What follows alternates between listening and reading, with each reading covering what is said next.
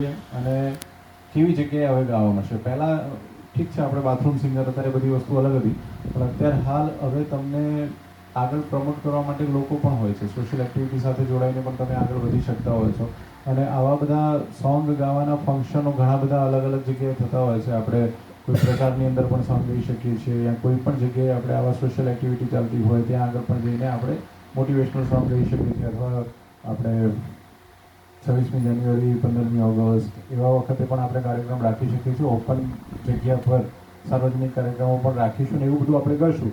પણ અહીંયા એક વસ્તુ અહીંયા ડિક્લેર કરીશ કે અમારું પરશુરામ ધામ છે મહેસાણાની અંદર. અમારું લાખોડ રોડ પર પરશુરામ ધામ છે, જ્યાં આગળ ભગવાન પરશુરામ દાદાની 40 ફૂટ ઊંચી મૂર્તિ છે, જે આખા ભારતમાં ક્યાંય નથી. અને સાથે પરશુરામ દાદાનું પ્રાણ પ્રતિષ્ઠા સહિતનું મંદિર છે, અને સાથે મહાકાલ, મહાલક્ષ્મી અને પંચમુખી હનુમાનનું મંદિરનું પ્રાણ પ્રતિષ્ઠા હવે થવાનો છે. સરસ મજાની રોડ ટચ જગ્યા છે. તમે રોડ ઉપરથી નીકળશો તો પરશુરામ ધામનું મંદિર ત્યાં આગળ તમને દેખાશે. જે લોકો આમાં વિનર થશે ને અમે લોકો એનું એક આલ્બમ ડિક્લેર કરવાના છે. એટલે એક આલ્બમમાં પણ એમને જોડે ગવડાવીશું. આલ્બમ આધ્યાત્મિક પણ હોઈ શકે છે અને રોમેન્ટિક પણ હોઈ શકે છે. એટલે જેવું એના સિંગિંગમાં એ પાસ થયો છે, એવી રીતે અમે લોકો એ વ્યક્તિને ત્યાં આલ્બમમાં લઈશું. એટલે આલ્બમમાં ગાશે અને એનું શૂટિંગ પણ થશે. કારણ કે હું પ્રોફેશનલી બીજું પણ છું, એટલે પ્રોડ્યુસર, ડિરેક્ટર અને રાઇટર પણ રહી ચૂક્યો છું. મારી હમણાં જ 2 ફિલ્મો આપણે શૂટ હમણાં જ પૂરું કર્યું છે, અને લગભગ જૂન યા જુલાઈની અંદર રિલીઝ થશે, થિયેટરમાં આવશે ગુજરાતી ફિલ્મ. હિતુ કનોડિયા અને બધા લોકો છે અમારી ફિલ્મમાં. ચેતન ધાનાણી, આકાશ પંડ્યા, વિધિ ચિતલિયા અને એવા બધા લોકો છે. પાર્ટ 1, પાર્ટ 2 બે પાર્ટમાં ફિલ્મ છે. સસ્પેન્સ થ્રિલર છે. જેમ ધુરંધર પાર્ટ 1, પાર્ટ 2 છે, એવું અમારું ટિકટોક પાર્ટ 1, પાર્ટ 2 છે. સાયકો થ્રિલર છે.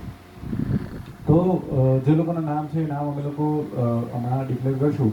એમાંથી જે લોકોને સોંગ છે ને, એ સોંગ અમે લોકોએ અલોટ કરી લીધા છે. એટલા લોકોના હું નામ પહેલાં બોલી દઉં છું. એટલે મુન્નાભાઈ, તમે આ નોંધી દેજો, અને તમે બી નોંધી દેજો. આ એક છોકરો બીજો હશે આપણા જોડે, એમાં નોંધી દો કે જેને જેને આપણે સોંગ અલોટ કર્યા છે ને. એ સિવાય તમે લિસ્ટ તમારા મોબાઈલમાં લિસ્ટ હોય તો લિસ્ટ ખોલીને રાખો. જે લોકોના નામ હું બોલું એ લોકો, એટલે કયા સોંગ અલોટ થઈ જાય છે આપણને ખબર પડે. નામની સાથે જે સોંગનો નંબર છે ને, એ નંબરનો નંબર જ લખી દો.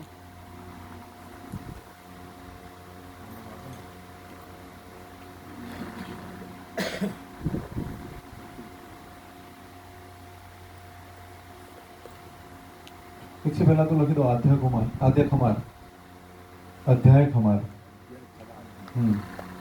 જે લોકો વિનર છે, પ્લીઝ એમના તાલીઓથી વધારીશું તો વધારે સારું લાગશે. બિલકુલ.